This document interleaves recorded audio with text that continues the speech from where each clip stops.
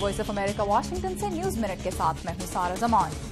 اسرائیل اور فلسطین کے درمیان 2 روز سے جاری جھڑپوں کے دوران اسرائیلی کارروائی کے سبب آج 11 فلسطینی زخمی ہو گئے۔ لڑائی کا آغاز ایک فلسطینی لڑکے کی مست شدہ لاش ملنے کے بعد ہوا، جسے فلسطینی 3 اسرائیلی نوجوانوں کی ہلاکت کا بدلہ قرار دے رہے ہیں۔ امریکی محکمہ خارجہ نے آج الرٹ جاری کیا کہ یوگینڈا کے بین الاقوامی ہوائی اڈے پر دہشت گرد حملے کا خدشہ ہے۔ گزشتہ روز امریکہ نے بیرون ملک ایئرپورٹس پر سیکیورٹی بڑھانے کا اعلان کیا تھا، جس کے بعد برطانیہ نے بھی ہوائی اڈوں پر سیکیورٹی بڑھا دی ہے۔ چین کے صدر شی جن پنگ جنوبی کوریا کے 2 روزہ دورے پر ہیں، جس میں آج معاشی روابط بڑھانے اور کوریائی خطے کو نیوکلیئر ہتھیاروں سے پاک رکھنے پر بات ہوئی۔ یہ پہلا موقع ہے کہ کسی چینی صدر نے شمالی کوریا سے پہلے جنوبی کوریا کا دورہ کیا۔